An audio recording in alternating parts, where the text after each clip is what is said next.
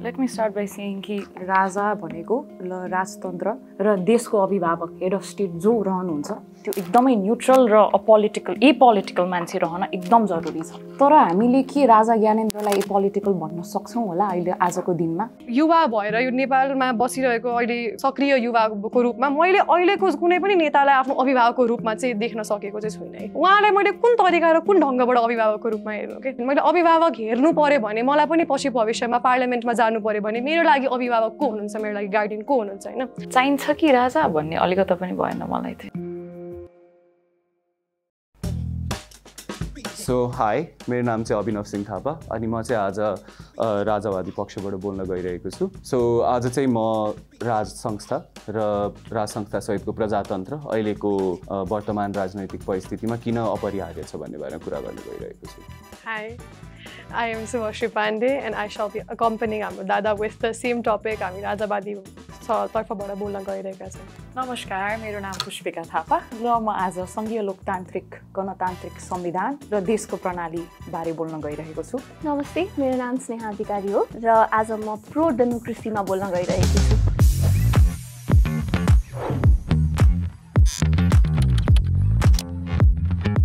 मेरो हजुरबुवाको पाला, मेरो बुवाको पालो यही सिस्टम कुन चाहिँ सिस्टममा हामी काम गर्ने, कुन चाहिँ सिस्टम देशको लागि राम्रो छ भन्दैमा बित्यो।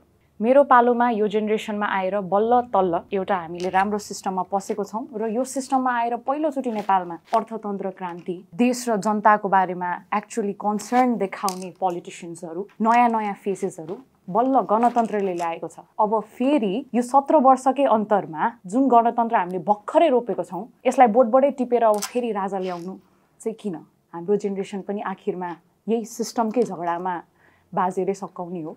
यो कुरा भनेको हाम्रो व्यवस्थाको मात्र होइन, राजा र राज संस्था भनेको यो सिस्टममा पनि एडजस्ट गर्न सकिन्छ भन्ने विश्वासमा पनि आएको हो। यदि जनताले चाह्यो भने त्यो फिर्ता नआउने कुरा रहँदैन भन्ने हो र मेरो विश्वास भनेको एउटा यस्तो प्रणाली हो जहाँ चाहिँ जनताकै भोइस आओस् भन्नेमै जान्छ हैन। डेमोक्रेसी, लोकतन्त्र, प्रजातन्त्र कसैलाई पनि आजभोलिको राजनैतिक वास्तविकता नै हो, कसैले पनि नकार्दैन, कसैले पनि होइन भन्दैन। तर त्यही लयमा चाहिँ किन यसलाई आफ्नै देश सरहको, आफ्नै देशको लागि भनेर बनाउन अपरिहार्य छ भन्ने कुरामा चाहिँ राज संस्था एज एन इन्स्टिट्युसन एकदमै महत्त्वपूर्ण छ भन्ने कुरा चाहिँ मेरो धारणा हो। राजतन्त्र आएर चाहिँ यो जति पनि प्रब्लम्सहरू छ नि हामीले जुन फेस गरिरहेको त्यो हुँदैन भन्ने के ग्यारेन्टी छ? किनभनेदेखि यदि हामी अलिकति टाइम लाइन अगाडि बढ्यौँ भने चाहिँ ह्युमन राइट्स भोइलेसन पनि भइरहेको थियो राजतन्त्रकै बेलामा पनि हैन, जुन सबैभन्दा क्रुसियल हो नि त। हाम्रो त फन्डामेन्टल राइट नै त्यो बेला भोइलेट भइरहेको थियो। त्यतिखेर राजाले नै यो कुरालाई प्रोटेक्ट गर्न सकेको थिएन भनेदेखि पछि फेरि आएर यही कुरा रिपिट हुँदैन भन्ने कुरा के भयो भन्ने कुरा एउटा भयो हाम्रो हैन। ल ठिक छ, तिनैजनालाई मिसाएर एउटा संस्थागत रूपमा सरकार चलाउने हो भनेदेखि यसको खर्च कसरी बिहोर्ने भन्ने कुरा हो। किनभनेदेखि राजालाई पनि यो संस्थामा ल्याउने हो भने त खर्च झन् धेरै बढ्छ। हाम्रो नेपाल मान्छेलाई खान लाउनलाई सुत्त पनि प्रब्लम भइरहेको बेलामा अझै पैसा नेपाली जनताबाटै लिएर यो राजालाई पनि व्यवस्थामा ल्याउने हो भने त हामी नेपाली जनता नै मारमा परिन्छ जस्तो लाग्छ मलाई चाहिँ। मेरो भाव चाहिँ त्यो रह्यो। हजुरले भन्नुभयो कि अहिले जुन समस्याहरू हाम्रो समाजमा देखि परिरहेको छ त्यसलाई चाहिँ कसरी सुधार्ने राजतन्त्र आएपछि। यो समाजमा समस्या भनेको जुनसुकै राजतन्त्र होस्, गणतन्त्र होस्, लोकतन्त्र होस्, समस्या भनेको यो समाजको अपरिहार्य कुरा हो। हजुरले इतिहासको कुरा पनि गर्नुभयो। हामीले 104 वर्ष राणाकाल पनि थियो। राणाकालमा राजाको नाम पनि केही रहेको थिएन, जबकि सबै सत्ता भनेको राणाले चलाएको थियो। त्यसपछि आयो हाम्रो राजाको पालो। त्यसपछि पनि कति धेरै परिवर्तन भयो। हामीले 2047मा पनि हेर्न सक्छौँ, फर्स्ट पिपल्स मुभमेन्ट भयो, 2063मा पनि भयो। कुनै पनि राजाले आफ्नो राजतन्त्र राम्ररी के इम्प्लान्ट गर्न सकेको थियो त? हजुरले डेमोक्रेसी पनि नयाँ छ भन्नुभयो के, नयाँ डेमोक्रेसीलाई नै हटाएर फेरि राजतन्त्रमा फर्किने कुरा गर्नुभयो। तर त्यही राजतन्त्रलाई हामीले राम्रो हुने मौका दिउँ र भन्ने कुरा मात्र भयो कि यो राजालाई हटाउने भन्दा पनि आफूलाई पावरमा ल्याउने मोटिभबाट अहिलेको गणतन्त्र र लोकतन्त्र अगाडि बढेको छ। पहिला पनि हामीले देखाएको थियौँ कि रेफरेन्डम भएको थियो, राजाले नै गर्नुभएको थियो रेफरेन्डम। पञ्चायत सिस्टमै राख्ने कि मल्टिपार्टी डेमोक्रेसी राख्ने, रेफरेन्डममा कसले जित्यो? राजाकै पक्षबाट नै जितेको थियो। त्यसैले अब यो समस्याको कुराबाट हजुरले ल्याउनु भएको तर्कमा चाहिँ म स्वीकार गर्न सक्दिनँ। समस्याको समाधान हाम्रो तन्त्रले गर्ने होइन के, समस्याको समाधान भनेको तन्त्र चलाउने व्यक्ति र त्यो समाजमा रहेका हामी जनताले पनि गर्ने हो। त्यसैले अब यो तर्कलाई पनि हजुरहरूले ख्याल गर्नुपर्ने हुन्छ र अहिलेको व्यक्ति जुन हाम्रो समाजमा रिप्रेजेन्ट गर्दै हुनुहुन्छ उहाँले चाहिँ कसरी सल्भ गर्नुहुन्छ यो प्रब्लम्सहरूलाई भन्ने कुरा पनि छ। अझ अघि बढ्नु अगाडि चाहिँ हजुरले खर्चको कुरा निकाल्नु भयो। खर्चकै कुरा गर्दाखेरि अहिले जुन सिस्टम हामीले एकदमै राम्रो भनिरहेकै छौँ, अस्ति मात्र अर्थमन्त्रीले आएर संसदमा गएर करले नै देश धान्न नसक्ने स्थितिमा पुगिसक्यो, अर्थतन्त्रको के गर्ने भन्ने खालको विज्ञप्ति दिनुभएको थियो र त्यसमै हाम्रो नेताहरूको भत्तादेखि लिएर तलब नै त अहिलेको मेजोरिटी कस्ट एक्सपेन्डिचर भइरहेको छ हाम्रो सिस्टममा। त्यो हुँदाखेरि जुन पुरानो प्रणालीमा थियो त्यसमै पनि फिर्ता नगइकन राजाले पनि अहिले हामीले माग गरेको भनेको त राजा पनि राष्ट्रपतिको ठाउँमा हो नि त। र अहिलेको डिबेट भनेको मान्छेको डेमोक्रेसी र राइट्सको हनन भन्दाखेरि पनि कसरी एउटा राज संस्था जुन ऐतिहासिक रूपमै एकदमै इम्पोर्टेन्ट छ, सांस्कृतिक रूपमा पनि हामीले महत्त्व दिएर आएकै छौँ, किन त्यो संस्थाले चाहिँ राष्ट्रपति भन्दा अझ राम्ररी यसै प्रणालीमा पनि यही डेमोक्रेटिक प्रणालीमा पनि राम्रो कन्ट्रिब्युसन दिन सक्छन् भन्ने कुरा हो कि। जस्तो कि हामीले अहिले प्र्याक्टिस गरिरहेको सिस्टमकै कुरा गर्दाखेरि वेस्टमिन्स्टरकै मोडल हो नि त। वेस्टमिन्स्टर भनेकै हाम्रो युकेबाटै अडप्ट गरेको सिस्टम हो र यो डेमोक्रेसीमा एउटा एकदमै स्ट्रङ हेड अफ स्टेट हुन एब्सोल्युटली नेसेसरी छ क्या। र त्यो हेड अफ स्टेट पनि कस्तो हुनु पर्यो भन्दाखेरि एउटा एपोलिटिकल नेचरको हुनु पर्यो। अहिले हामी भन्छौँ राष्ट्रपति सेलेक्ट हुँदाखेरि एपोलिटिकल छन् होइन, पार्टी सब त्याग गरेकै हुन्छन्, राष्ट्रको नै symbol head of the state भनेको राष्ट्रको सिम्बल हो नि त। त्यो हदमा चाहिँ भनिएको छ, तर अरू कुरा जुन चाहिँ संविधानमा लिमिट भए जस्तै त्यो कुरा पनि अभ्यासमा ल्याउन सकिएको छैन र ल्याउन एकदमै गाह्रो छ।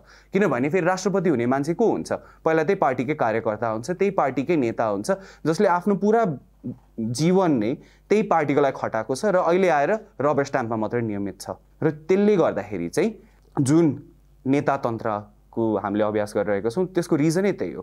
र एउटा स्ट्रङ एपोलिटिकल फिगर जसले नेसनलाई पनि युनाइट गर्न सक्छ र एउटा राम्रो न्युट्रल स्ट्यान्स दिन सक्छ पार्टिजहरूलाई, त्यो चाहिँ राज संस्थामा चाहिँ देखेको हो। र त्यसैले जनताले पनि एउटा भ्यालिड पोलिटिकल अल्टरनेटिभमा नै राज संस्थातिर ग्राभिटेट भएको जस्तो लाग्छ। राजा भनेको राजतन्त्र र देशको अभिभावक हेड अफ स्टेट जो रहनुहुन्छ त्यो एकदमै न्युट्रल र एपोलिटिकल मान्छे रहन एकदम जरुरी छ। तर हामीले के राजा ज्ञानेन्द्रलाई एपोलिटिकल भन्न सक्छौँ होला अहिले आजको दिनमा? जो पार्टीमा संलग्न मान्छे, जो एउटा पार्टीबाट अर्को पार्टीबाट अर्को पार्टीको मान्छेको हात समातेर दुईजना अहिलेको जो सरकार चलाइरहनु भएको छ उहाँहरूसँगै बसेर मार्सी चामलको भात खानु भएको मान्छेसँगको हात पक्रेर हाम्रो राजा ज्ञानेन्द्र एयरपोर्टबाट निस्किँदै हुनुहुन्छ। त्यही माथि राजाको सपोर्टमा भएका पार्टीहरू इफ ट्रुली जनताले राजतन्त्र चाहेकै थिए अथवा राजातिर उनीहरू टिल्ट भएकै थिए भने किन राजाको फेभरमा लागेको पार्टीले अहिलेसम्मको इलेक्सनमा 10% भन्दा बढी पनि भोट ग्यादर गर्न सकेको छैन त? यतिसम्मको कन्डिसनमा पुगेको थियो भने पार्टी 3% भन्दा कम भोट पाएर उनीहरूले समानुपातिक सिट पनि पाएको थिएनन्। यदि हजुरहरू भन्नुहुन्छ भने जनता राजातिरै ढल्केका छन् भने किन यी पार्टीहरू जसले राजाको फेभरमा यत्रो वर्षौँदेखि बोलिरहेका छन् उनीहरूप्रति जनताले भोट गरेनन् त? नम्बर 1। नम्बर 2, देशका अभिभावक राजा ज्ञानेन्द्र जसले आफ्नै छोरा सम्हाल्न सकेनन्। पारसका अभिभावक राजा ज्ञानेन्द्र देशको अभिभावक हुन सक्ने लायकका छन् त? अझ उहाँले के भन्नुभयो भने हामीले राजा शासनलाई राजतन्त्रलाई ठाउँै दिएको छैनौँ, हामीले गणतन्त्रलाई ठाउँ दिएको छैनौँ भनेर राजा फिर्ता ल्याउँ। राजतन्त्र त हजुर समय सुरु भएदेखि नै छ नि, पृथ्वीनारायण शाहको पालादेखि नै सुरु भएर आएको 200 वर्षभन्दा बढीको राजतन्त्र हो। र राणा शासन के गरी आयो? राजतन्त्रको फेलियरले आयो। दरबारकै प्राङ्गणमा आफ्नै जनता मारिएर राजाको कार्यकारी जङ्गबहादुर राणाले यदिमा कोटपर्व गरेर त्यसरी राजालाई चुप्लाएर बसाएर आफू प्रधानमन्त्री बनेर 108 लामो अटोक्रेटिक शासन चलाउन सक्छन् भने के त्यही राजा त्यही वंशजलाई हामी अब अभिभावक बनाउने हो? र अर्को कुरा भन्नुभयो, let's come back to the point, head of स्टेटको रोल के हो? एक्जिक्युटिभ पावर त छैन। एक्जिक्युटिभ पावर त कसमा छ? प्राइम मिनिस्टरमा नै छ। हामीलाई के एउटा कमन म्यानको कमन पिपलको सन्तानहरू राष्ट्रपति भएको नपचेको हो? What gave us the first female president of Nepal, first female president? गणतन्त्र। What could give us the first female prime minister? Ganatantra. Will Rajtantra ever acknowledge the equality, the power of women to lead this country? रानी ल्याउँ त भनेको छैनौँ त, छौँ कसैले। त्यसको पनि सन्दर्भ त त्यही अनुसारै हुन्छ नि त। तर राजा ल्याउनु भनेको हामीले सेक्सिजमलाई इन्स्टिट्युसनलाइज गर्नु हो, सामन्ती प्रथालाई इन्स्टिट्युसनलाइज गर्नु हो। एउटा देशको अभिभावक राजा हुन्छन् भने घर घरमा पनि त्यही क्यापासिटीमा अब मेल काउन्टर पार्टले अपर्च्युनिटी पाउँछन्। जुन देशले फिमेल प्रेसिडेन्ट देखिसकेको छ, जुन देशमा छिमेकी देशमा पनि नभएको 33.33% इन्क्लुसिभिटी आइसकेको छ पार्लियामेन्टमा, त्यो ढलाएर हामी अब राजतन्त्र ल्याउने। राजनीतिमा कहिले पनि फिर्ता जाने भन्ने चाहिँ हुँदैन है, त्यो भ्रममा गएर चाहिँ हुँदैन। स्वतन्त्रताको नुन चाहिसकेको जनता फिर्ता जान सक्दैन र म त्यो भन्छु पनि। गणतन्त्रको अभ्यास हो, अझ बढी पोलिटिकल लिबर्टीको सेन्समा भन्नुहुन्छ भने आएको छ, तर त्यही हदमा के भन्नुपर्छ भन्दाखेरि राजा पहिलो कुरा त यदि एउटा संवैधानिक परिषदमै रहने हो भने त हामीले स्वीकार्छौँ भनेको त पहिलेदेखि नै हो नि, र त्यही नरहेकै भएर नै पहिलाको उहाँको विलय भएको राज संस्थाको नेपालमा, र यदि फिर्ता आउने हो भने उनले त्यो पनि ग्रहण गरेकै होलान्। हजुरले अब एउटा एकदमै पर्सनल अट्याकै भनौँ गर्नुभयो होइन, पारसको बुवा होइन, पारसलाई धान्न नसक्ने। अब त्यो म अब आफै चरित्र हरणतिर चाहिँ म लाग्दिनँ होइन, तर हामीले पनि देखेका छौँ नेताका छोराछोरीहरू र उनीहरूको परिचय। हाम्रै एउटा फर्मर प्राइम मिनिस्टरको छोरा जो अहिले स्वर्गीय भइसक्नु भयो, उहाँहरूको पनि धेरैवटा काण्डहरू थिए। उनीहरूका आसेपासेहरू नै उनीहरूको सब तन्त्रमा त सबै छर्लङ्ग छ। करप्सनको कुरा गर्नुहुन्छ भने पहिलाभन्दा बेथितीमा छ, पहिला थिएन भन्ने होइन, तर अझ बेथितीतिर गयो। पहिला देश त्यति साह्रो ऋणमा थिएन, अझ बढी ऋणमा गयो। युवा नै देशमा रहन नसक्ने गरी विदेशिनु पर्ने कारण छ। जस्तै एउटै तथ्याङ्क दिनु पर्दाखेरि है, अस्ति मात्रको सेन्सस 2021 को सेन्ससमा 7.5% अफ द पपुलेसन अहिले विदेशिएको छ। विदेशिएको पनि के को लागि? फरेन वर्कको लागि है। खाडी मुलुकमा यो कति % पपुलेसनले चाहिँ रेमिटेन्स पठाइरहेको छ भन्नेमा चाहिँ 7.5% को छ। त्यति मात्र होइन, त्यो तथ्याङ्क पनि 40% अफ यङ मेन। हामीले देखेको सिस्टम गणतन्त्र त्यो थिएन नि त।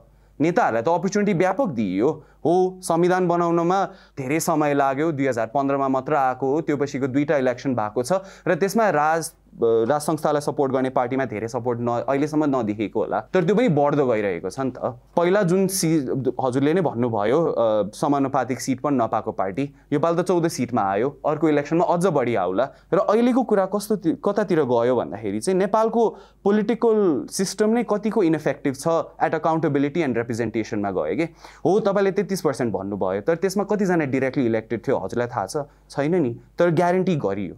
हाम्रो एकदमै इन्डिरेक्ट डेमोक्रेसी पनि भयो कि, भनेको मैले मेरो इलेक्टोरेटमा गर्छु, मैले समानुपातिकमा नि एउटा पार्टीलाई भोट दिन पाउँछु, त्यो पार्टीले जसरी पनि युज गर्न पाउँछ। तर प्राइम मिनिस्टर कहाँबाट इलेक्ट हुन्छ? पार्लियामेन्टभित्रबाटै। प्रेसिडेन्ट कहाँबाट इलेक्ट हुन्छ? पार्लियामेन्टभित्रबाटै। They are not beholden to the people होइन। जनताको कुरा हुन्छ त्यहाँ, तर लास्टमा गएर त त्यही गुठमै सकिने हो नि त कुरा त। किन रातारात हुन्छ नि मध्यरातमा गएर सरकार परिवर्तन हुन्छ? स्वार्थकै लागि त हो नि, त्यो पनि के को लागि? राजनैतिक र आर्थिक स्वार्थको लागि। जनताको लागि त केही गरेको देखिन नि त। जुन त्यो 5 वर्षमा एकचोटि आउँछ वाला प्रणाली छ, त्यो त अझ पनि छ। जनताको भोइस यो कस्तो जनताको भोइस हो? कुन खालका जनताहरू बोलिरहेका छन्? मैले अब यहाँ तलमाथि गएर छुट्याउन खोजेको होइन, तर त्यो जमात कस्तो थियो र नेपाली जनताको नेचर कस्तो छ, र यो भिड हामीले पहिलोचोटि देखेको हो। यो भिड, त्यति अमाउन्ट अफ भिड एयरपोर्ट अगाडि के राजा ज्ञानेन्द्रको लागि मात्र लाग्छ कि यदि बालेन शाहले त्यो दिन हाम्रो जुन डिरेक्टली इलेक्टेड हुनुहुन्छ, हजुरले डिरेक्टली इलेक्टेडको कुरा ल्याउनु भयो, त्यही भएर मैले बालेन शाहको इक्जाम्पल दिएँ। यदि त्यो दिन बालेन शाहले पनि त्यसै गरी आह्वान गरेको भए त्यो भिड कति हुन्थ्यो होला? त्यो दिन बालेन शाह देख्यौँ, बालेन शाहको लागि त्यो दिन हामीले भिड। त्यसपछि 2 वर्ष अगाडि रवि लामिछानेको लागि पनि त्यो भिड हामीले देख्यौँ। भिड is not a concrete evidence to what citizens truly want. But by this, I'm not saying, as someone who favors democracy, I'm not saying that the bid is not valid. But I'm saying that त्यति mere भिडले चाहिँ cannot decide कि राजतन्त्र ल फिर्ता ल्याउँ भनेर, number 1। Number 2, हजुर जुन कन्स्टिट्युसनल मोनार्कीको कुरा गर्दै हुनुहुन्छ, तर हजुरको राजाले त I don't think he is looking forward for constitutional monarchy, किनकि उहाँको त्यो टिप्पणी जुन थियो प्रजातन्त्र दिवसको दिन, उहाँले के भन्नुभएको छ, अब देशलाई अगाडि लाने नै हो भने हामीलाई विश्वास गर्नुहोस्, हामी देश बचाउँछौँ। त्यो भनेको त उहाँले त सरासर एक्जिक्युटिभ पोजिसन खोज्नु भएको होला नि त, किनभने अपोलिटिकल हेड अफ स्टेटले त कसरी देश बचाउने, एक्जिक्युटिभमा आएर पोलिसिज इम्प्लिमेन्टेसन लेभलमा आउनु पर्यो होला नि त। सो जुन जनताले अथवा उहाँका पार्टीहरूले नै भनिरहेका छन् कन्स्टिट्युसनल मोनार्की एज अभिभावक ल्याउनु पर्यो राजालाई, तर राजालाई त त्यसरी आउने इन्टेन्सन छ जस्तो लागेन।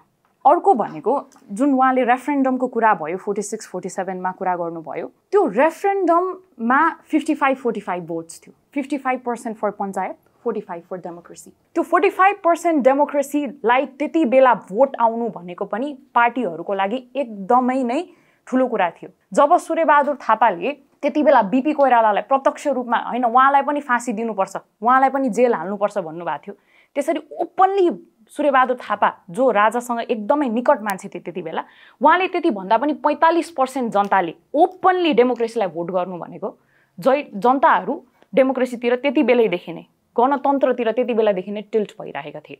र यो 55% भोट धेरै जस्तो वेस्टर्न रिजनबाट आएको थियो जहाँ जनताहरू खासै शिक्षित थिएनन्। भनेको शिक्षित जनताको भोट त्यति बेला पनि प्रजातन्त्रकै लागि थियो र आज पनि मलाई के लाग्छ भने शिक्षित जनताहरूको भोट अझै पनि यही सिस्टम नै को लागि हुन्छ र राजा फिर्ता ल्याउनुको लागि हुँदैन। तपाईले शिक्षित भन्नुभयो, त्यसले अब एउटा अशिक्षित कि त एउटा अनअवेयर जनताप्रति पनि हुन्छ नि तपाईँको आर्गुमेन्ट्सहरू दर्शाउँछ होइन। त्यसमा चाहिँ मलाई के भन्न चाहन्छु भन्दाखेरि जनता भनेकै जनता हो कि त्यसमा शिक्षित र अशिक्षित भनेर भिड हुन्छ नि त्यस्तो भेदभाव गर्ने मिल्दैन। तपाईले 55-45 को डिफरेन्सको कुरा गर्नुहुन्छ, हो त्यति बेला 45 ले गरेका थिए। रेफरेन्डम गराम त अहिले पनि कतिवटा कुरामा भनिरहेकै हुन्छ नि, नेपाललाई हिन्दू राष्ट्रबाट परिवर्तन गर्ने बेलामा राज संस्था हटाउने बेलामा कुनै डिरेक्ट पिपल्स विल मागेको थियो र थिएन नि त। त्यति बेलाको इलेक्सनमा पनि कुनै कुरा उठेको थियो त, त्यति बेलामा पनि कतिले उठेकै थिएन, आफैले गरेको हो। माओवादीले पनि आफ्नै छ नि जनआन्दोलनसँगै जस लिन्छन् होइन। त्यसले गर्दाखेरि जनताले नै मागेको भनेर त देखाउँदैन नि त। लास्टमा गएर त माओवादीले नै क्रान्ति जितेरै लिएर आएको सरहकै भाष्य छ नि त होइन। अहिले पनि राजनीतिमा अहिले पनि दिइरहेछन् प्रचण्डहरूले, उनीहरूले भन्ने कुरै त्यसमा हुन्छ है। र त्यसले गर्दाखेरि शिक्षित अशिक्षित भनेर छुट्याउनु मिल्छ जस्तो चाहिँ लाग्दैन। नेपाली जनता भनेको नेपाली जनता हो। उनीहरूले त्यति बेला पञ्चायत नै रिफर्म पञ्चायत नै अझ ठिक ठाने उनीहरूले भोट गरे, त्यो उनीहरूको डेमोक्रेटिक प्र्याक्टिस हो नि त। डेमोक्रेटिक प्र्याक्टिस भनेकै त्यही हो। जस्तै इभन अ क्लोज इलेक्सन अस्ति मात्रै डोनाल्ड ट्रम्प इलेक्ट हुँदाखेरि पनि अलमोस्ट 50.5 र 49.5 को डिफरेन्समा भएको हो, तर it's the fact that the majority always rules नि त। त्यो त डेमोक्रेसीको नेचर नै हो। अनि त्यसमा लाइक 49 ले भोट गर्यो, त्यसैले डेमोक्रेट्सहरूलाई पनि एउटा सर्टन भोइस दिनुपर्छ भन्ने त हुँदैन नि त। त्यसमा नि इन्टिग्रेट गर्यो, तर लास्टमा त्यो सिस्टम नै ढलेको कारण के थियो, जनलहर नै थियो नि त। अस्ति 10,000 कुनै राज संस्था फिर्ता ल्याउने भन्ने न्युमा लिएर आएको पनि थिएन। त्यो लिएर आएको भनेको त राजालाई स्वागत गर्ने एउटा शक्ति प्रदर्शनको रूपमा प्रयोग गरिएको थियो। अनि त्यो त के भयो, पछि अझ ठुलो पनि आउन सक्ला। तर उनीहरूले भन्ने कुरा चाहिँ जुन अहिले पनि म अझ ठिक ठान्छु होइन, के हो भन्दाखेरि राज संस्थातिर अहिलेको वर्तमान परिस्थितिले गरेर बढी सपोर्ट आएको हो, त्यो पनि म मान्छु होइन। राज संस्थामै सबजनाले विश्वास गर्छन् भन्ने पनि नेसेसिटी छैन, तर त्यही डिससेटिस्फ्याक्सनले नै पोलिटिकल चेन्ज पनि ड्राइभ गर्छ नि त। जहिले पनि त्यही नै भएर आएको त हो नि। हाम्रो दोस्रो जनआन्दोलनमा जहाँबाट राज संस्थाको अन्त्य भयो, त्यसमा पनि निरङ्कुश राज संस्थाको विद्रोहबाट सुरु भएको हो नि त। त्योभन्दा अगाडिकोमा पञ्चायतको विद्रोहबाट सुरु भएको हो नि त। पञ्चायतले गर्न सकेन, त्यसैले त जनसपोर्ट पाएको हो। त्यो डिससेटिस्फ्याक्सनलाई पनि निगेट गर्न मिल्छ चाहिँ म भन्दिनँ। र यदि अगाडि बढ्ने हो भने फेरि एउटा स्टेबल पोलिटिक्समा जाने हो भने चाहिँ यो भोइसलाई पनि एड्रेस गर्नुपर्छ, यो भोइसमा एड्रेस गर्नुपर्छ। नभए फेरि अब यही कन्टिन्यू भइराख्ने हो भने जुन अहिलेको शीर्ष नेताहरूले कान थुनेर बसेका हुन्छ नि होइन, त्यस्तै गरेर बस्ने हो भने हुन्छ नि लाङछाना लाउँदै जाने हो भने, त्यही गर्दै जाने हो भने त त्यो अभियसली डिससेटिस्फ्याक्सन बढ्दै जान्छ र अभियसली रियाक्सनरी नेचर नै हो पोलिटिक्सको, त्यो बढ्छ। त्यो हुन्छ नि जहिले पनि सैद्धान्तिक इन्स्टिट्युसनली इलेक्सनले नै रिप्रेजेन्ट गर्छ भन्ने पनि छैन, स्पेसली नेपालको इन्डिरेक्ट पोलिटिक्सको नेचरमा है। जस्तै राप्रपाले नै चेन्ज लिएर आउन सक्छ भन्ने कतिले इलेक्सन हाम्रो फर्स्ट पास्ट द पोस्ट सिस्टममा नदेख्लान्, किनभने हुन्छ नि राज संस्था फिर्तै आउँछ त भन्ने पनि एउटा साइलेन्ट मेजोरिटी, एउटा साइलेन्ट पपुलेसन चाहिँ छ जस्तो चाहिँ मलाई लाग्छ। अनि त्यो चाहिँ रिसेन्ट पोल्सहरूले पनि देखाएको छ होइन।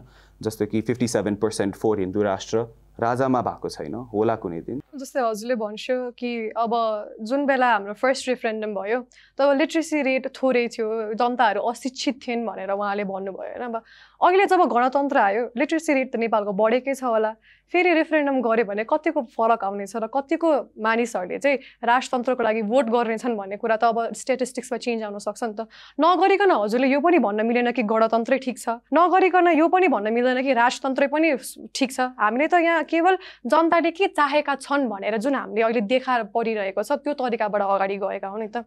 हजुरले अभिभावकको कुरा पनि गर्नुभयो। म अहिले यो युवा भएर यो नेपालमा बसिरहेको अहिले सक्रिय युवाको रूपमा मैले अहिलेको कुनै पनि नेतालाई आफ्नो अभिभावकको रूपमा चाहिँ देख्न सकेको चाहिँ छैन है।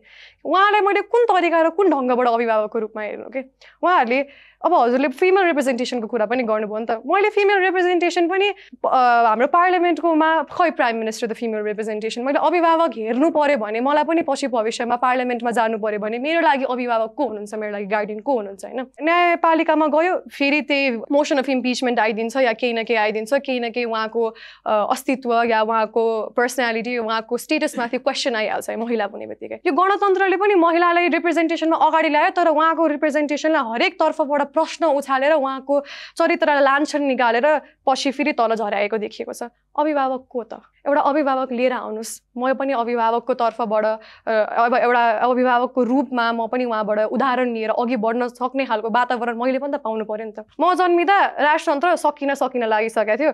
अब अहिले आएर जुन मैले देखेको भनेको गणतन्त्र छ, जुन त्यो गणतन्त्रले केही प्रगतिको रूपमा चाहिँ देखेको छैन मैले चाहिँ। त्यो गणतन्त्रको जुन उचाइमा जानुपर्ने थियो नि, किनभने त्यो हुनुपर्ने थियो स्ट्याटिस्टिकली माथि जानुपर्ने थियो, त्यो न त एउटा स्थिति एउटा सेम कन्सिस्टेन्ट लाइनमा पनि छ, त्यो रिक्लाइनिङ छ के घटिरहेको छ, केही न केही बिग्रिरहेको छ।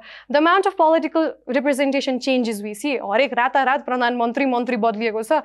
सो हामीलाई हाम्रो अहिलेको समाज अनुसार के आवश्यक छ र के सुधार्नु पर्ने छ को तर्फमा जाने हो कि हामी अनावश्यकको झै झगडामा जाने हो र यो अब कसले कुन पार्टीले अगाडि रुल ल्याउने हो, कसको यो नेतागिरी आउँछ, कसको दादागिरी चल्छ भनेर जाने हो। यो जुन तरिकाले अघि उहाँले पनि भन्नुभयो कि इफ राजतन्त्रलाई नै सपोर्ट नगरेको रहेछ भने पनि मानिसहरूले डिरेक्ट इलेक्सन पनि त सपोर्ट गर्न सकिन्छ नि त। मान्छेलाई एउटा चेन्ज अफ पोलिटिकल फेस देख्नु छ कि त्यो एउटै कुरा। मैले क्लास 1 मा who is the prime minister of a country भनेको एउटै नाम थियो, अहिले आएर पनि पढ्छु एउटै नाम रिपिट भइरहेछ। मलाई पनि एउटा नयाँ फेस देख्नु छ क्या।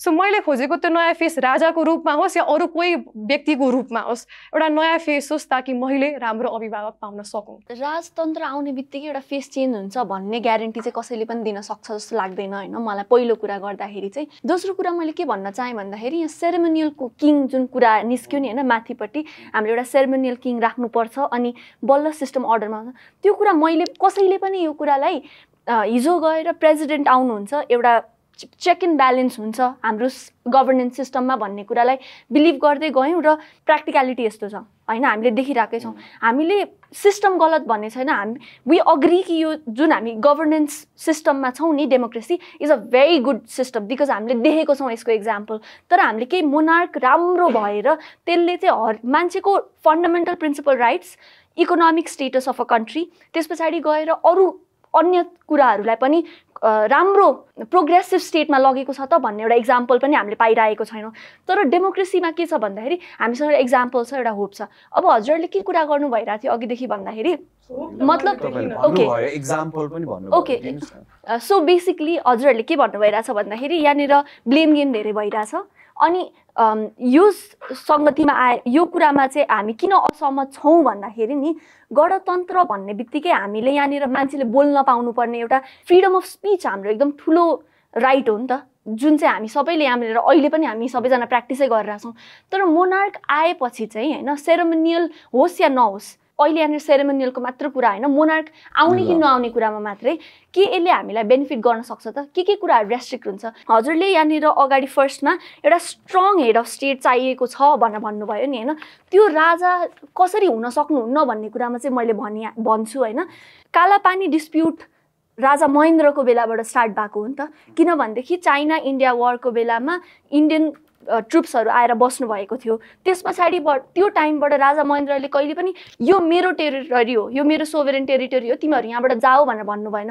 त्यही भएर आजसम्म पनि हामीले यो कुरालाई फेस गरिरहेका छौँ। आजसम्म पनि यो कुरा सहज के भन्छ टुङ्गेको छैन नि त, यो पिँढीसम्म आएर पनि कुरा टुङ्गेको छैन। यो त राजा महेन्द्रको डिप्लोमेटिक आन्सरले गर्दा अथवा डिप्लोमेटिक साइड लिनुभएकोले गर्दाखेरि हो नि त।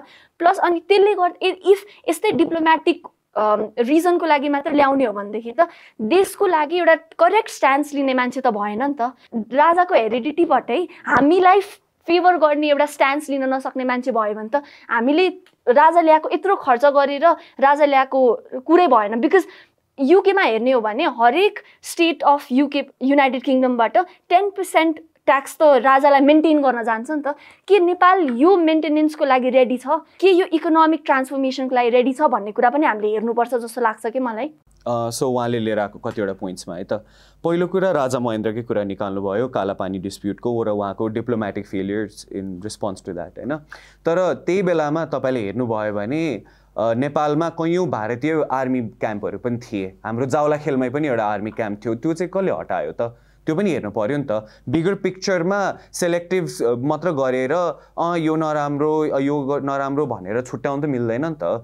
नेपालको स्ट्यान्स राजा महेन्द्रले वा त्यो पछिका राजाहरूले किन लिएनन् होइन? लिएका छन्। हरेक स्टेटमा कसैले पनि हाम्रो राजाहरू चाहिँ राष्ट्रवादी थिएनन् भनेर कसैले पनि भन्न मिल्दैन।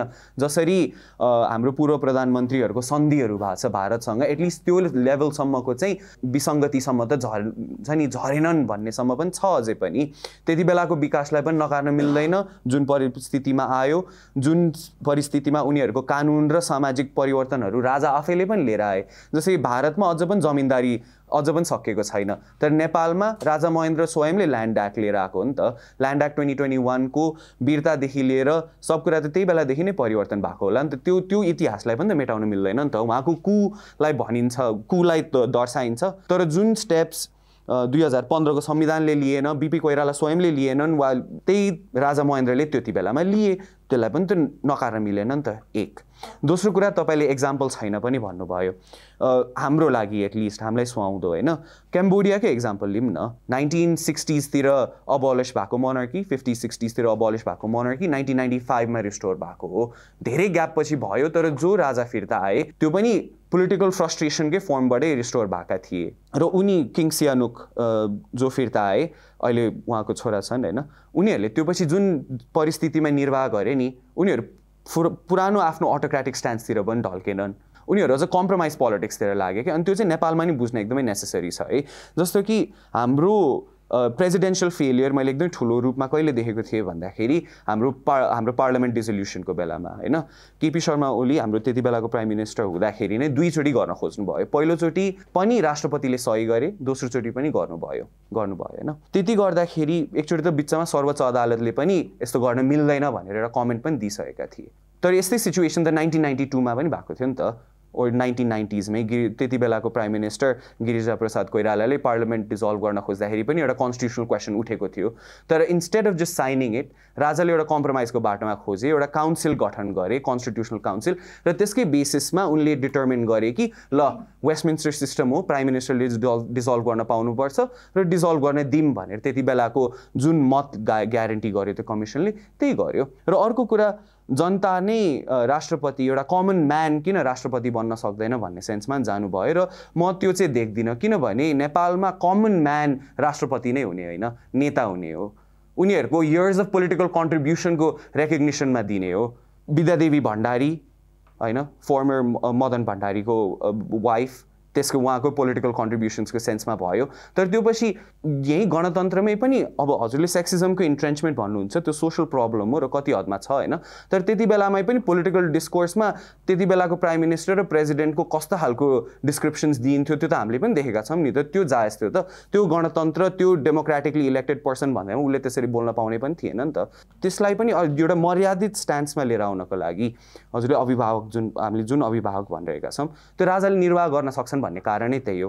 किनभने आर्थिक भार खासै थिएन। नेपाली राजाहरू अरूको कम्पेरिजनमा खासैमा अलि आफ्नो लिमिट, फिस्कल लिमिटमै बस्ने मान्छेहरू हुन्, त्यो चाहिँ म भन्छु। हेर्नुहोस् राष्ट्रको 10% ढुकुटी उनीतिर दर्शित पनि हुँदैनथे। राजगुठीको कुराहरू आउँछ जुन अहिले नेपाल ट्रस्ट बनेको छ त्यो उनीहरूको स्वयंको सम्पत्ति भन्ने सेन्समा स्टेटकोमा एक्सर्साइज गरेको सेन्समा आउँछ। तर अहिले राष्ट्रपति र पूर्व राष्ट्रपतिहरूले जति पनि आइरहेको छ झन् अहिलेको झन् त्यो नयाँ बिल आउँदैछ नि हाम्रो पूर्व विशिष्टहरूका लागि भनेर, यदि त्यसलाई नै हेर्ने हो भने र त्यसको अनियमिततामा पनि है, जस्तै कि उनीहरूको पनि घर छ तर उनीहरूलाई अहिले गृह मन्त्रालयले घर भाडाको लागि पनि भत्ता दिँदै आइरहेको रहेछ होइन। एटलिस्ट त्योभन्दा त नियमित थियो नि त। त्यति बेला त एउटा तोकिएकै बजेट थियो, परिवारको लागि थियो, तर त्यो पनि अहिलेको राष्ट्रपतिको भन्दा खासै फरक थियो जस्तो चाहिँ लाग्दैन मलाई, in the sense of GDP हुन्छ नि हाम्रो नेसनल बजेटकै सेन्समा पनि है। सो त्यसले गर्दाखेरि चाहिँ कस्टको कुरामा चाहिँ खासै छिरिन होइन। तर युनिटीको सेन्समा पनि राजा जसको ऐतिहासिक र सांस्कृतिक मौल्यता छ नि त्यसले चाहिँ ग्रहण गर्न सक्छ भन्ने चाहिँ छ मेरो, जुन चाहिँ एउटा पोलिटिकल क्याडरले गर्न सक्दैन, इरेस्पेक्टिभ हुन्छ नि of how much they claim, त्यो चाहिँ गर्न सकिँदैन भन्ने चाहिँ मेरो धारणा हो। सबै यो राजतन्त्रतर्फको अथवा राजा ज्ञानेन्द्रतर्फको अहिले यो माया मोह जुन जनतामा आएको छ यो मियर अथोरिटेरियन नोस्टाल्जिया मात्र हो, त्यति मात्र हो। ल यो शब्दको बयान म कसरी गर्न चाहन्छु भने Nepal is a developing nation, हाम्रो होप्स ड्रिम्स एकदम हाई छ र त्यो नयाँ नेपालको जुन प्रमिस हामीलाई गरिएको थियो गणतन्त्रले त्यो पुरा भएको छैन म मान्छु। तर त्यो पुरा भएको छैनको फ्रस्ट्रेसन चाहिँ विकल्प, त्यसको विकल्प राजतन्त्र चाहिँ हुँदै होइन। यो नोस्टाल्जियाको कारणले गर्दाखेरि कतै बरु यो नोस्टाल्जियाको नेचर चाहिँ कस्तो हुन्छ भने त्यति बेलाको नराम्रो पक्ष चाहिँ हामीले सबै बिर्सिन्छौँ, राम्रो पक्ष मात्र याद आउँछ। धेरै समय बितिसकेपछि नराम्रो पक्षहरू बिर्सिन्छौँ। ज्ञानेन्द्र सरकारले पनि कु गर्नुभएको भनेर बिर्सिएको हौँ र हामीले के ग्यारेन्टी छ कि उहाँ फेरि सत्तामा आएपछि उहाँलाई फेरि सेरिमोनियलले राखिदिउँ ल हामीले लगेर भने उहाँले फेरि कु गर्नु हुँदैन, किनभने उहाँको भनाइमा त आउनुहोस् म देश बचाउँछु भन्ने छ। एउटा मेरो पोइन्ट इज यो मियर अथोरिटेरियन नोस्टाल्जिया मात्र हो। दोस्रो, सेम फेसेस गणतन्त्रमा रिपिट भएको छ, के को गणतन्त्र? त्यसो भए मल्टिपल टाइम्स प्रधानमन्त्री भएको बाबुराम भट्टराई खै त इलेक्सनमा उठेको? सेम फेसेस गणतन्त्रले एन्टरटेन गर्ने हो भने मल्टिपल टाइम्स प्राइम मिनिस्टर हुनुभएको बाबुराम भट्टराई किन इलेक्सनमा उठ्नु भएन त? हाम्रो अर्को लाइनमा हुनुहुन्छ शेरबहादुर देउवा, उहाँको मोस्ट प्रोबेबली यो अन्तिमचोटि नै हो, किनभने काङ्ग्रेसले एउटा विधान पास गरेको छ जसले गर्दाखेरि उहाँ अब सभापति हुन पाउनु हुँदैन काङ्ग्रेसको भन्नाले उहाँ प्रोबेबली अर्को इलेक्सनमा उठ्नु हुँदैन होला। भनेपछि गणतन्त्रले नयाँ फेसलाई जन्म दिँदैन। बालेन शाहको हो नि त, सुमना श्रेष्ठको हो नि त। गणतन्त्र नै हाम्रो अन्तिम रेसर्ट हो देशलाई परिवर्तन ल्याउने, राजतन्त्रमा फर्केर होइन। एउटा नयाँ पार्टी राष्ट्रिय स्वतन्त्र पार्टी जसको अहिले एकदम वाद विवादमा परेको छ एकजना मान्छे, त्यसलाई साइड लगाउँ, अरू मान्छेहरूलाई हेरौँ।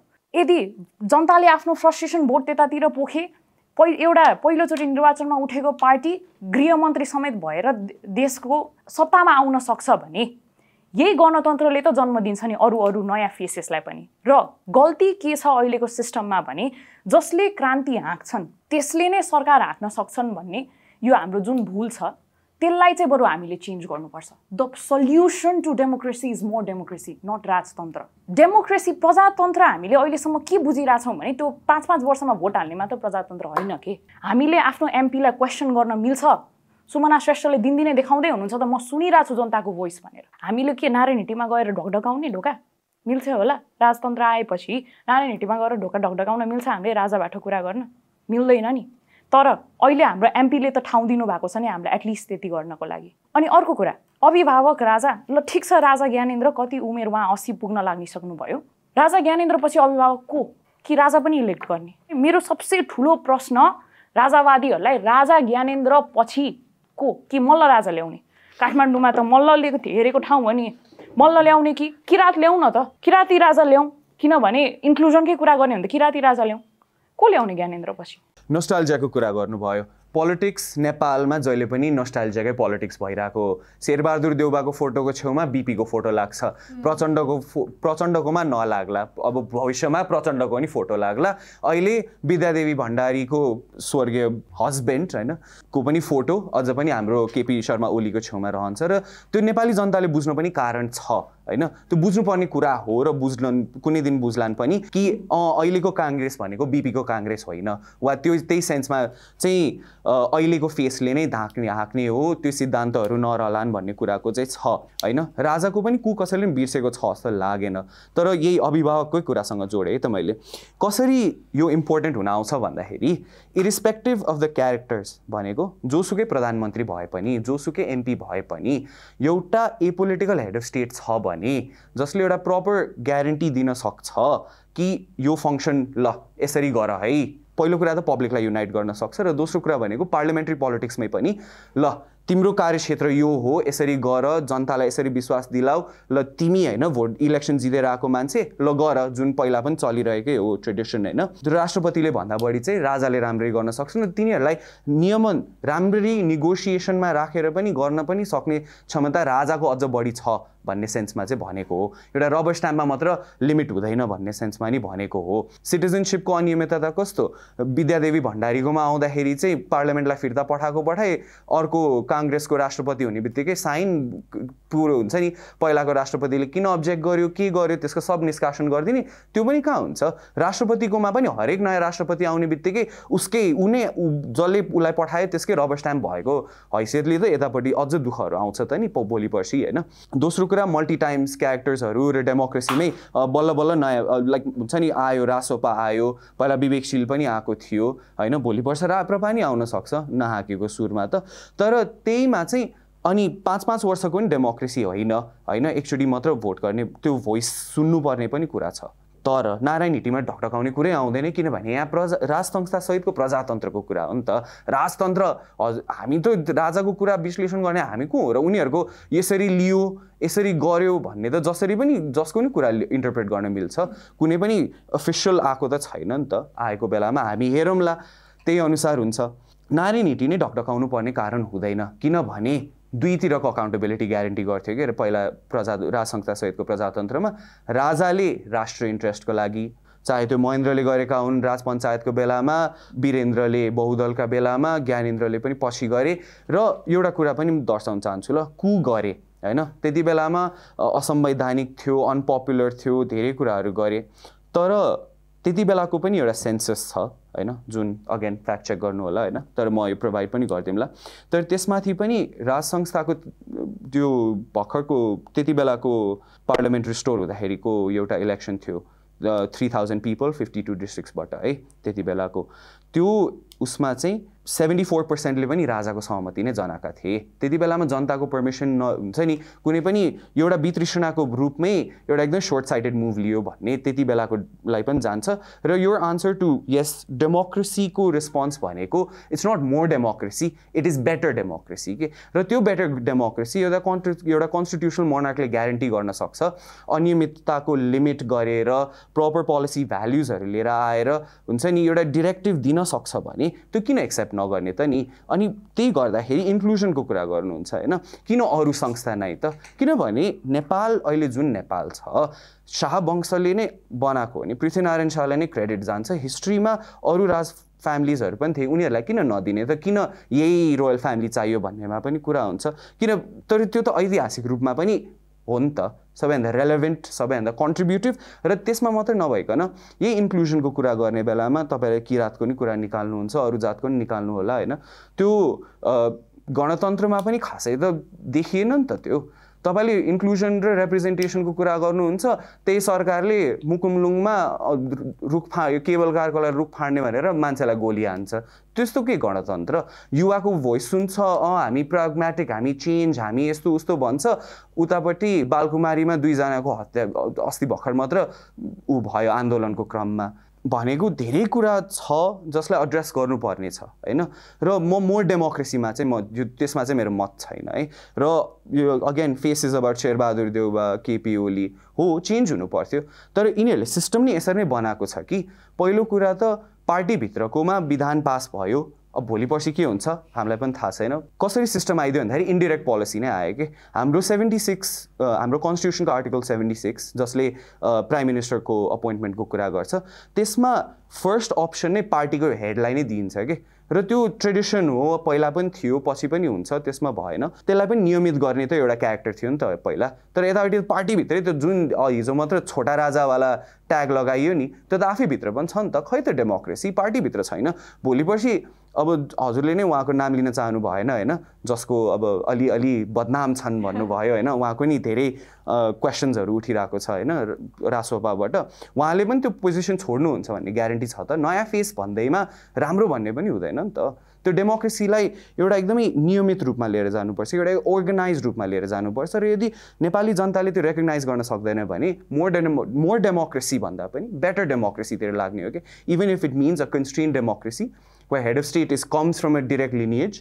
र यहीमा जाँदाखेरि चाहिँ अब हाम्रो फ्युचरको नि कुरा गर्नु पर्यो नि त होइन। फ्युचरको भन्नेमा चाहिँ पहिलो कुरा त त्यो कहिले पनि पोलिटिक्समा चाहिँ ग्यारेन्टिडै थिएन होइन। ज्ञानेन्द्र पनि आफै भएका हुन्, तर त्यसले एउटा सेन्स अफ आइडेन्टिटी पनि लिएर आउँछ कि भनेको।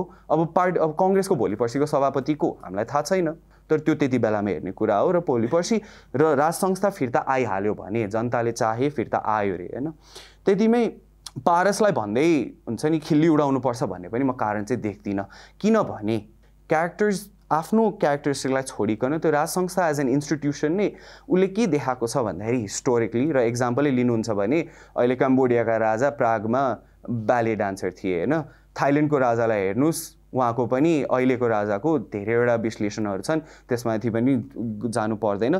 तर त्यो इन्स्टिट्युसनले कसरी आफूले आफूलाई रिडिफाइन गर्छ in the new political context होइन, यदि जनताले चाह्यो भने त्यो त्यति बेलाको कन्भर्सेसन हुन्छ कि। तर यदि पारसै हुने भयो भने पनि र उसले एउटा एपोलिटिकल सेन्समा र एउटा प्रपर हेड अफ स्टेटको अथोरिटी निर्वाह गर्न सक्छ भने उसले पनि किन चान्स नपाउने भन्ने हुँदैन। एउटा मिडिया ट्रायल गरेर त हुँदैन नि त। कुरा चाहिँ के छ भन्दाखेरि राजा आउने बित्तिकै राजाले ब्यालेन्स गर्नुहुन्छ भन्ने एउटा सुनिँदा रमाइलो सुनिन्छ, तर यहाँनिर पोलिटिकल मेनिपुलेसनको बारे पनि हेरौँ न हामी होइन। किनभनेदेखि राजाले आउने बित्तिकै राम्रै नियतले आउनुहुन्छ, उहाँले राम्रै कुरा दर्शाउनुहुन्छ भन्ने पनि हुँदैन। कसले के चाहेको छ भन्ने कुरा हामीलाई थाहा पनि हुँदैन, र सर्टेन पनि छैन भोलिको दिनमा राजा आएर सिस्टमेटिक रूपमा हुन्छ भनेर। अब उहाँले के भन्नु भइरहेको थियो भन्दाखेरि इन्क्लुजन त तपाईँको सिस्टममा पनि भइरहेको छैन नि त भन्नुभयो नि। जुन हाम्रो सिस्टममा हामी के ग्यारेन्टी गर्छौँ भन्दाखेरि एउटा लिखित संविधानले तिमीले यो कुरा गर्न पाउँदैनौ, तिम्रो यो हक हो भन्ने कुरा चाहिँ ग्यारेन्टी गर्छ। हो प्र्याक्टिकलिटी हामीले यसमा क्वेसन गरेको होइन। अहिलेको प्रचलित सिस्टम जसले गभर्न गरिरहनु भएको छ, जो पावरमा हुनुहुन्छ, राम्रोसँग चलिरहेको छैन, वी अग्री। तर हामीले त यो कुरालाई त हटाउनै मिल्दैन नि त कि डेमोक्रेसी इज अल्टिमेट ट्रुथ भनेर। बिकज नम्बर 1 रिजन सबैजनाको एउटा ठाउँ पाउनुहुन्छ के, जुन मोनार्कमा पाउन सकिँदैन नि त। त्यो बेलाको र यो बेलाको कम्पेरिटिभ एनालिसिस हेर्ने नै हो भनेदेखि सामन्ती प्रथा जुन प्रचलित थियो नि त्यो टाइममा, त्यो बेलामा जति पनि राइट अहिले पाइरहनु भएको छ, जुन किताबमा लेखिएको छ र यो मेरो हक हो मलाई यो दिनु भनेर जुन न्यायालयमा गएर माग्न पाइन्छ, त्यो कुरा त्यतिखेर पाइँदैन थियो। नम्बर 1 कुरा होइन, किनभने हामीलाई त्यो संविधानले दिइरहेको छ फर्स्ट थिङ। सेकेन्ड भनेको चाहिँ यदि मान्छेले यो अर्गनाइज सिस्टम चाहिन्छ, वी अग्री, हामीलाई पनि एकदम अर्गनाइज सिस्टम चाहिएको हो। The youth that are living today needs a system that actually look forward to a better society tomorrow, जसमा हामीले खोजेको कुराहरू इकोनोमिक ग्रोथ मात्र नभएर हरेक कुरालाई सस्टेन गर्न सकियोस्। तर त्यसको मतलब यो होइन कि बाहिरबाट कोही मान्छेले आइदिएर यो कुरा गरिदिने होइन नि त होइन। हामी बसिरहेछौँ, हामी यो समाजमा बसिरहेछौँ भने हामीले यो कुरालाई रियलाइज गर्न सक्नुपर्ने कुरा हो नि त। हामीले गर्नुपर्ने हाम्रो ड्युटी एउटा राजाले आएर चेक एन्ड ब्यालेन्स गरिदिनुहुन्छ भन्ने कुरा चाहिँ गर्नुहुन्छ जस्तो मलाई लाग्दैन। बिकज यही कुरालाई व्याख्या गर्नुपर्ने हो भनेदेखि राजाले आएर ल यो चाहिँ जनताको लागि ठिक होइन भन्ने कुरालाई आएर भन्नुभन्दा जुन यो कन्सियसनेस छ नि मान्छेमा, यो त म यो देशमा बस्ने नागरिक हो र मेरो लागि यो कुरा ठिक होइन भन्नु त मान्छेबाट आउनु कुरा अलिक स्वाभाविक पहिलो कुरो। अर्को कुरा भनेको एउटा अर्को मान्छेले आएर कहिले पनि त्यो घर बन्दिँदैन कि अर्को मान्छेले तँलाई यो कुराहरू चाहिन्छ, तैँले यो कुरा खानुपर्छ, तँलाई यसले गर्दा राम्रो हुन्छ भनेर त्यो कुरा कहिले लङ टर्मसम्म सस्टेन गर्न सकिँदैन।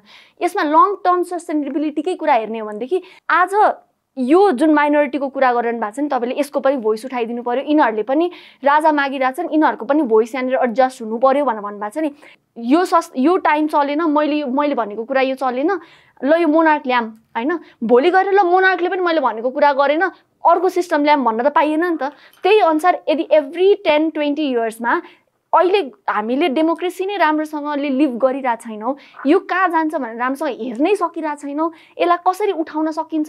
जुन मान्छेले डेमोक्रेसी नेपालमा ल्याउने टाइमलाइनसम्म हुनुहुन्छ नि अहिलेसम्म, उहाँहरू स्टिल हुनुहुन्छ नि त पोलिटिकल पार्टिजमै, स्टिल नेपालको पोलिटिक्समा एकदम एक्टिभली इन्भल्भ हुनुहुन्छ, राइट। उहाँहरूको समयकालै सकिएको छैन, नयाँ सिस्टम आउनै पाएको छैन, नयाँ मान्छेले देख्नै पाएको छैन। त्यो बिचमै एकजना नयाँ राजा फेरि ल 2टा सिस्टम बनाइदिउँ भनेर दुध भात खेलेर त हुँदैन नि त होइन, एकदम लिटरल मिनिङमा भन्नुपर्ने हो भनेदेखि। अनि अर्को कुरा, फ्युचरमा यदि राजा आउनुभयो भने को बन्ने, कसले गर्ने भन्दा पनि हामीले यो कुरामा धेरै ध्यान दिएर हाम्रो रुलिङ सिस्टम यस्तो हुनुपर्छ उस्तो हुनुपर्छ भन्दाखेरि जो मान्छेले बसेर मेरो रुलिङ सिस्टम यस्तो हुनुपर्छ भन्ने जुन समय पाइरहेको छ नि, त्योतिर बढी इन्भेस्टमेन्ट हुने हो भने त्यही अमाउन्ट अफ पब्लिक पार्टिसिपेसन, त्यही अमाउन्ट अफ इम्पावरमेन्ट, त्यही अमाउन्ट अफ वर्क जुन कुराको लागि हामी यहाँ सबैजना बोलिरहेछौँ नि होइन, त्यो कुरा नै एडभोकेट भइरहेको छैन भने त what's the point of having a system that does not even cater के। एभ्री टाइम चेन्ज भइरहेछ तर प्रब्लम सेम एक्जिस्ट भइरहेछ के, दुइटै टाइममा सेम प्रब्लम को एक्जिस्ट भइरहेछ, राइट। अब तपाईँले जुन अगाडि भन्नु भइरहेको थियो नि, तपाईँको टाइममा पनि त यो इन्क्लुजनको सिस्टम एड्रेस भइरहेको छैन, मान्छे मरिरहेछ, सिस्टम उस्तै छ भनेर। यहाँनिर अगाडि पनि त्यही सिस्टम थियो, समय चेन्ज भयो, तलको मान्छे सेम छ, माथि गभर्मेन्ट चेन्ज भएको भइ छ, सिस्टम एउटै छ, सबैले सफर पनि एउटै गरिरहेछ भने त्यसको प्रपर सल्युसन के होला त? अर्को एकजना मान्छे ल्याएर फेरि थपेर ल अब चाहिँ यिनीहरूलाई एउटा स्यान्डविच पिस बनाइदिउँ अनि यिनीहरूको सबै माइन्डसेट इन्भल्भ हुन्छ, पोलिसी पनि यिनीहरू सबैलाई मिक्स गर्ने गरेर वर्क गर्ने बनाम भन्ने हो कि ल ठिक छ यो सिस्टम नयाँ आएको छ, एउटा सिस्टममा हामीले लिभ गरिसक्यौँ, अबको यो सिस्टमलाई अलिकति हेरौँ। तर यसमा मैले यो भन्न खोजेको होइन कि करप्सन भइरहेछ, करप्सन भइराख्न दिउँ भन्ने खोजेको होइन, इन्जस्टिस भइरहेछ भइराख्न दिउँ भन्न खोजेको होइन। जब यो कुरामा जो मान्छे अहिले अगाडि बढिरहनु भएको छ नि, नयाँ मान्छे सबै राम्रो हुनुहुन्छ भनेर भनेको होइन, तर जो मान्छेले हाम्रो प्रब्लम एड्रेस गरिरहनु भएको छ, जो मान्छेले त्यो फुल अफ पिपल जसमा सेम फेस तपाईँले देखिरहनु भएको छ भन्नुभएको छ नि, त्यहाँ एकजना मान्छे हुनुहुन्थ्यो जसले यो अहिलेको करेन्ट इस्यु हो, यो करेन्ट इस्युलाई अहिले हामीले उठाउनुपर्छ, यसमा बोल्नुपर्छ भनेर त्यो सांसदबाट निस्किन सक्ने हिम्मत राख्ने मान्छे आउनु भएको छ आजको टाइममा भनेदेखि भोलिको टाइममा त्यस्तो अरू मान्छे आउनुहुन्छ भन्ने के को ग्यारेन्टी छैन। त्यही भएर यो सिस्टमलाई अझै लम्ब्याउनु जरुरी छ, यो सिस्टममा अझै मान्छेलाई इन्करेज गरेर छिराउनु जरुरी छ, जबकि हामी रिग्रेसिभ भएर पछाडि जाँदै ल मेबी राजाको यो ठिक थियो यसलाई यसरी ल्याएर राखौँ, अब अहिलेको सिस्टमको यो ठिक छ यसलाई यसरी राखौँ भन्दा पनि what is coming next, what can cater भन्दा, बिकज अभियस हो नि त यो कुरा, युथलाई त मतलब छैन नि त, जो आए पनि मलाई काम देऊ, म मेरो घरबाट टाढिनु भएन, मैले खान पिउन पाउनु पर्यो, मेरो बाबुआमाको सिक्योरिटी हुनु पर्यो बुढेसकालमा भन्ने चाहना हो नि त। र अर्गनाइज सिस्टम हामी दुवैजनाको सेम स्ट्यान्स हो जस्तो लाग्छ होइन यो टाइममा। तर आई थिङ्क यो कुरा मोनार्कबाट राम्रोसँग आउन सक्दैन के, किनभनेदेखि त्यहाँनिर सिङ्गल ह्यान्डेड एजेन्डा पनि त लुकेको हुनसक्छ, कसैले ग्यारेन्टी गर्न सक्दैन नि त उसले इन्स्योर गर्छ एउटा कन्ट्रीको जस्टिसको लागि भनेर। सेरेमोनियल किङको मिनिङ अर्थात् के हो भन्दाखेरि युकेमा पनि गएर तपाईँले राजा विरुद्ध यतिकै लान्छन त लाउन पाउनुहुन्न, केही कुरालाई क्वेसन गर्न पाउनुहुन्न नि त विदाउट एभिडेन्स, राइट। तर यो सिस्टममा हामीले एउटा राजा भनेको एउटा आइडेन्टिटी हो, एउटा रेस्पेक्टेड फिगर हो नि त, जुन कुरालाई जसरी पनि हामीले क्वेसन गर्न सक्दैनौँ। तर यो सिस्टममा जब एउटा मान्छे मतलब एउटा सिस्टममा बसेर केही कुरा गरिरहेको छ भने, जसरी हामीले विद्यादेवी भण्डारीको अननेचुरली सिटिजनसिप होल्ड गर्नुभएको थियो उहाँको कार्यकालमा, हामीले त्यो कुरालाई मजाले क्वेसन गर्न सक्यौँ नि त। तर यही कुरा अब हामीले राजाको टाइममा त गर्न सकिँदैन नि त भन्ने कुरा हो कि केही कुरालाई हामीले अगाडि गएर फ्रिडम अफ स्पिच युज गर्न सक्छौँ, त्यो कुरालाई जस्टिफाएबली राख्न सक्छौँ र त्यसमा हामीले कुनै अन्य प्रकारको कल्चरल एस्पेक्ट आइडेन्टिटी नहेरिकन बोल्न सक्छौँ भने त्यो त एउटा बेटर एस्पेक्ट भयो नि त। बिकज हामी एज अ नेपाली यही कुराले हामी एकदम धेरै दबिरहेछौँ, त्यसलाई नहेरेर एउटा ब्युरोक्रेटिक एउटा मोनार्क सिस्टमलाई नहेरेर चाहिँ त्यसरी नै हेरौँ भन्ने चाहिँ एउटा सजेसन हो फर द फ्युचर पर्सपेक्ट। म के भन्न चाहन्छु भने हजुरहरूले अहिले राजालाई एउटा कल्ट लिडर बनाउनु भएको छ के, राजा भनेको सर्वोपरि होइन के, राजा भनेको पनि हामीले कन्स्टिट्युसनल मोनार्क किन भन्छौँ राजा भन्दा माथि पनि संविधान छ है। संविधानले पनि राजाको कर्तव्य, हक, अधिकार, क्षेत्र अधिकारलाई एउटा सीमित रूपमा राखेको छ है भन्न खोजेको हो के। हाम्रो नेपाल र हाम्रो नेपालीहरूको लागि के हो, जननी जन्मभूमिश्च स्वर्गदापी गरियसी हो। हाम्रो लागि जननी र हाम्रो मातृभूमि ठुलो हो, राजा नै ठुलो हो भनेर कसैले पनि भनेको छैन। हजुरहरूले जनता भनेको भेडा हो, राजाले जे भन्यो त्यही गर्छन्, यो अब सिस्टम हटा भने फलो गर्छन् जस्तो तरिकाबाट प्रिच गरेको जस्तो मैले बुझेँ होला होइन। तर हामीले भन्न खोजेको चेक एन्ड ब्यालेन्स राजा भए पनि हुन्छ, किनभने राजा भनेको हेड अफ स्टेट हो, हेड अफ गभर्मेन्ट होइन।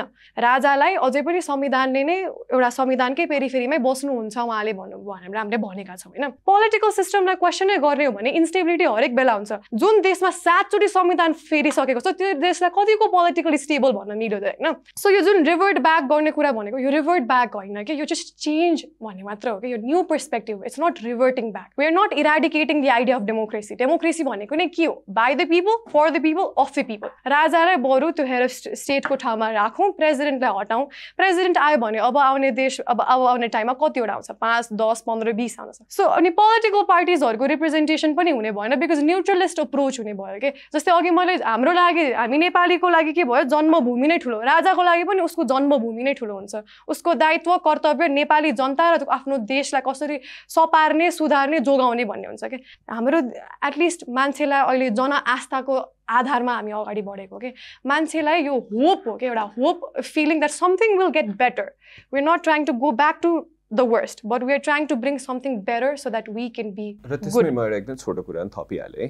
जस्तै कि राजाले पनि पहिला नारायण हिटी छोड्ने बेलामा जनताको नासो जनतालाई नै फिर्ता गएर निस्के भन्नुभयो, नेपालमै बस्नुभयो र त्यो पछिको कति वर्षसम्म उहाँको पोलिटिकल इनपुट नि भएको छैन। र अहिले आएको पनि जुन जनताकै वितृष्णा हो उनको पनि त्यही रूपमै आएको हो भनेर नि बुझ्न सकिन्छ नि त। र त्यसरी नै हेर्दाखेरि हो भने तपाईँको hope is for better leaders होइन, जुन गर्न पनि पाइयो र आउन पनि सक्छ। तर राज संस्थाले चाहिँ एटलिस्ट के ग्यारेन्टी गरिदिन्छ भन्दाखेरि नराम्रै प्राइम मिनिस्टर आइहाल्यो भने पनि, नराम्रै कार्य पार्लियामेन्टबाट राष्ट्रहितको विरुद्ध गर्न खोजियो भने पनि त्यो राजाले चाहिँ एटलिस्ट फर्म रहेर होइन है भन्न सक्ने एउटा टप लेभलको चेक एन्ड ब्यालेन्सको ठाउँ पनि लिएर आयो कि। जुन पोजिसन राष्ट्रपतिले राम्रो गर्न सकेन र गर्न सक्दैन पनि जबसम्म यो पोलिटिकल नेचरकै इन्डिभिजुअल्सहरूलाई त्यहाँ पुऱ्याइराख्नुहुन्छ होइन। एउटा फर्म हेड अफ स्टेट होइन, जसले नेसनलाई नै रिप्रेजेन्ट गर्न सकोस् एक, without any political backing, followed by उसको नेचर एज द इन्स्टिट्युसनकै नेचरले गर्दाखेरि चाहिँ अझ बढी बेनिफिट्स देख्छु कि म चाहिँ राष्ट्रपति र अहिलेकै अनियमित गणतन्त्र भन्दाखेरि। किन भन्दाखेरि 1990s मा प्राइम मिनिस्टर फेरिए, धेरै फेरिए। There were many characters at that time होइन, there were many leaders at that time. तर एटलिस्ट पार्टीको पनि रूप पनि फेरिरह्यो नि त त्यति बेलामा, फेरिएन र त्यसको एउटा मेजर फोर्स को थियो, राजा पनि थियो नि त। उनले नै गरेरै लिएर आउनु पर्यो, भएन। र त्यति बेलामा एटलिस्ट होप भन्ने कुरा पनि थियो कि। र अहिलेको डेभलपमेन्टको कुरा गर्नुहुन्छ होइन, र त्यो अहिले सब एउटा फसाडकै रूपमा मात्रै चलिरहेको छ कि, किनभने रेमिटेन्सले कन्ट्री धानिरहेको हो, द्याट्स एन अभियस फ्याक्ट। र हो पहिलाको नेपालको जिडिपी राजा हट्दाखेरिसम्म त्यति हाई थिएन होइन, अहिले आएर जिडिपी हाई देखियो। तर GDP is not a good reflection of economic growth पनि भन्छु कि म, किनभने हाम्रो 26% अफ आवर जिडिपी लास्ट इयरको 2023-24 को फिस्कल इयरको was dedicated to foreign remittance. त्यसले गरेर मात्रै त धान रहेको हो नि, that's a big chunk of it. र त्यो वितृष्णाले गरेर एउटा इन्डिभिजुअल लेभलमा हुन्छ नि इकोनोमिक डेभलपमेन्ट आयो होला, तर त्यो त बाध्यताले गरेर आएको हो। र त्यसले गर्दाखेरि देशमा नि कति इन्फ्लेसन आएको छ त्यो त अभियस छ नि त अहिले त। र त्यसले गर्दाखेरि अझ स्पाइरल हुने टेन्डेन्सी चाहिँ अझ बढी भयो। र त्यसलाई लिमिट गर्नको लागि चाहिँ एउटा फर्म एपोलिटिकल नेचरको कुरा पनि चाहियो भन्ने रूपमा चाहिँ राज संस्था पछाडि जानु होइन कि, अझ पनि एउटा भ्यालिड पोलिटिकल अल्टरनेटिभ हो। र यो त्यो यदि जनताले चाह्यो भने नाइ भन्न र नाइ नास्ति गरिरह्यो भने फिर्ता जाने होइन कि, it will adjust to the developments that have been made in the 20 years। हामी अझै पनि इल्युजनमा छौँ। इल्युजन के भने यो फर्म हेड अफ स्टेट राजा हो भन्नु कुरा चाहिँ गलत, र त्यो चाहिँ म स्टार्ट गर्छु किन राजा होइन त हाम्रो फर्म हेड अफ स्टेट भनेर। त्योभन्दा अगाडि फ्यु रिबटल्स। कन्स्टिट्युसनल मोनार्की ल्याउन हामीले के गर्नु पर्यो, पहिलो स्टेप जनआन्दोलन होइन, जनआन्दोलन नगर्ने पिसफुल वेमा अरू के गर्नु पर्यो, रेफरेन्डम। त्यसपछि कन्स्टिट्युसन अमेन्ड गर्नु पर्यो नि, 2/3 मेजोरिटी चाहियो। अब कन्स्टिट्युसनलाई अमेन्ड गर्न थाल्ने 601 रिप्रेजेन्टेटिभले बनाएको कन्स्टिट्युसनलाई 7 चोटि अमेन्ड भइसक्यो, अब 8औं चोटि हुन्छ राजा ल्याउनलाई। यो भनेको पेन्डोराज बक्स खोल्नु जस्तो। भोलि मधेसले स्टेट 2ले ल बाई बाई निस्केर गएँ, मलाई नि निकालिदिए, यति बेला यही हुलको बेलामा मलाई पनि निकालिदेऊ भन्दा यो भनेको प्यान्डोरास बक्स खोले जस्तो हो यो त्यो त फ्यालेसी भइहाल्यो नि त्यो त स्लिपरी स्लोप आर्गुमेन्ट दिनुहुन्छ भने त प्रदेशले यही गर्छ भनेर के मेरो रिप्रेजेन्टेसन आयो त्यो चाहिँ म देख्दिन है भने बुझ्नु भयो this is just an example यो राजालाई ल्याउनलाई अब कन्स्टिट्युसन अमेन्ड गरेर फर्मली प्रोसिजर गएर त्यो त अझ चाहँदा नि चाहँदैन राजावादीले हात समातेर नारायण हिडी लान्छु भन्ने मान्छे छन् है तर राप्रपालाई पनि हेर्नुहोस् न राप्रपाले त जनगणना गरौँ न त डाइरेक्टली इलेक्टेड प्राइम मिनिस्टर र राजाको लागि गरौँ न त भनेर भनिराखेको छ नि त तर इन माई पर्सेप्सन यो चाहिँ प्यान्डोरास बक्स खोलेर अझै धेरै यस्तै ल्याउन सकिन्छ है इजिली नेपालमा अब हजुरले नै भन्छ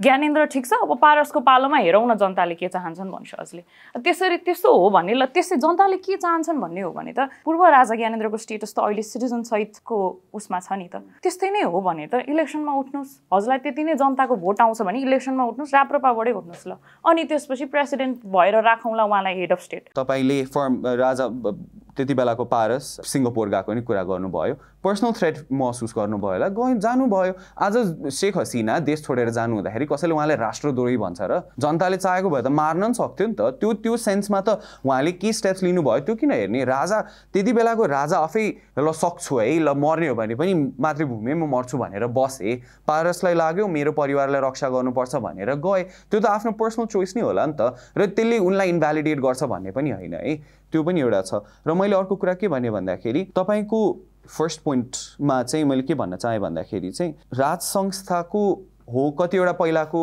जनयुद्धको बेलामा लाइक ल्याटर हाफमा एकदमै धेरै भाइलेन्स बढेको पनि हो तर त्यो बेलामा तपाईँले के पनि हेर्नुपर्छ भन्दाखेरि माओवादी परिचालन कति बढेको थियो त्यो पनि हेर्नुहोस् न अब त्यति बेलामा स्टेटले के गर्छ त सिभिल वारको कन्डिसन्समा कुनै पनि स्टेटलाई सेना परिचालन गरेर जनता मारिस भन्ने त त्यो आर्गुमेन्टै हुँदैन नि because they are taking actions violent actions against the state हो नि र त्यो पनि कसले परिचालित गरेको छ त अस्ति मात्र अझ पनि तथ्यहरू आइरहेको छ होइन र त्यसलाई उनीहरूले अब जुन क्रान्तिको नाममा गरे त्यो चाहिँ आज आउँदाखेरि ठिक भनिन्छ होइन किन भन्दाखेरि त्यसले ल्याएर फ्रिडम अफ स्पिच कतिवटा सिभिल पोलिटिकल राइट्सहरू लिएर आइयो भने तर त्यो फेयर एक्सचेन्ज पनि होइन नि त नेपाल प्रोग्रेसिभली अझ डेमोक्रेटिक त्यति बेला नि हुन सक्थ्यो जुन अहिले पनि हुन सक्छ र अहिलेको सिचुएसनमा चाहिँ नेताहरू वा अहिलेको पोलिटिकल पार्टिजहरूलाई बढी पावर इन्ट्रस्ट गर्दाखेरि एकदमै नै उग्र रूपमा गयो एकदमै नै स्टेट एसेट्स पनि एकदमै वेस्ट भइरहेको छ सबै स्टेट एजेन्सिजहरू पोलिटिसाइज हुँदैछन् चाहे त्यो पुलिसको नियुक्तिमा होस् चाहे त्यो हुन्छ नि न्यायालयभित्रकोमै हामीले जुन त्यो देखिरहेका छौँ नि होइन त्योसँगको नि वितृष्णा हो कि ग्रेटर पोलिटिसाइजेसन र त्यो एउटा स्ट्रङ हेड अफ स्टेटले चाहिँ ग्यारेन्टी निर्वाह गर्न सक्छ र त्यो स्ट्रङ देख्न सक्ने कारण पनि हिस्ट्रीले गरेरै हो भन्ने पनि छ न्यायालयमा हुन्छ नि कतिवटा यिनीहरू जस्तो स्टेट एन्टिटिजहरूमा करप्सन थिएन भन्ने होइन तर त्यो एटलिस्ट पोलिटिकल ब्याकिङबाट त भएको थिएन नि त र त्यसलाई नियमन गर्ने पनि त रूप थियो नि त CIA पनि फर्म भएकै हो त्यति बेला पनि परिचालन गरिएकै हो त्यसलाई त निगेट गर्न मिल्दैन र अहिले आउँदाखेरि के हुन्छ भन्दाखेरि पोलिटिकल चेन्ज जहिले पनि डिस्ट्रस्ट होइन फ्रस्ट्रेसन त्यसले लिएर आउँछ कि तर स्टेबल पोलिटिक्स जहिले पनि नेपालको कन्टेक्स्टमा कम्प्रोमाइजले लिएर आएको छ कि त्यो कम्प्रोमाइज कहिले आयो 47 को नेगोसिएसनमा होइन र त्यही कुरा कहिले रिप्रेजेन्ट गर्न खोजिएको थियो 65 को 7 बुँदे सहमतिमा होइन तर पछि गएर पार्टिजहरूले के चाहे होइन 12 बुँदे छुट्टै दिल्लीमा गएर सहमति गरेन त्यसले गर्दा त्यो पनि छ नि त नेताहरूको अल्टरनेटिभ राजा भन्ने मात्र होइन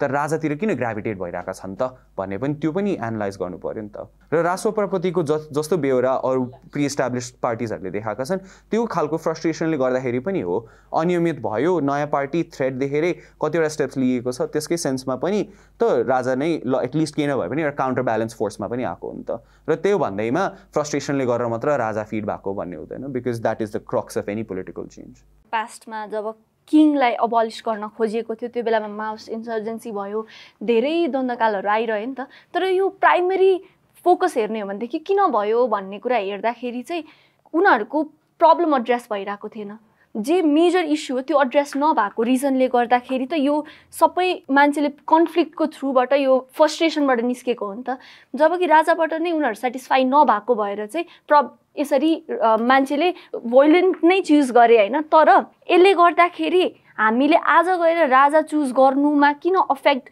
गर्ने छ भन्दाखेरि भोलि गएर हामीले फेरि यही कुरालाई मन परेन भनेर पनि त यो कुरा उठाउन मिल्ने भयो जुन तपाईँले ए पोलिटिकल कुरा निकाल्नु भयो नि होइन ए politics is not a different context यो किन डेभलप भएको थियो भन्दाखेरि मान्छेले आफ्नो आइडियोलोजी निकाल्नको लागि आफ्नो पोइन्ट निकाल्नको लागि हो नि त मलाई यो कुराले चित्त बुझेन मलाई यो कुरा चाहियो भन्नको लागि पोलिटिक्सको स्थापना भएको थियो नि त so basically it's not a wrong concept एउटा डेमोक्रेसी विदाउट अ किङ चाहिनुको जरुरी किन हो भन्दाखेरि किङ भनेको सधैँभरि त्यही बसिरहनु हुने प्रोस्पेक्ट देखिन्छ नि त अहिलेको केसमा आउँदाखेरि राजा आउने नआउने भन्ने कुरा यदि हामी पास्ट रेफरेन्सेस प्रेसिडेन्ट्सहरू हेर्ने हो भनेदेखि तर यदि आज राजा हुनुहुन्न भने जुन तरिकाले अहिले चलिरहेको छ यसमा रिफर्म्स ल्याउने चाहिँ एउटा प्रयास हो होइन हामीले हेरेको भनेको एउटा अर्गनाइज सिस्टम जसमा एभ्री माइलस्टोनमा हामीले नयाँ रिफर्म्स देखिराख्न पाओस् के राजाले ल्याउनु भयो यो कुरा गर्नुभयो यो कुरा आउँछ भन्ने रिजनमा चाहिँ हामी किन मान्दैनौँ भन्दाखेरि नि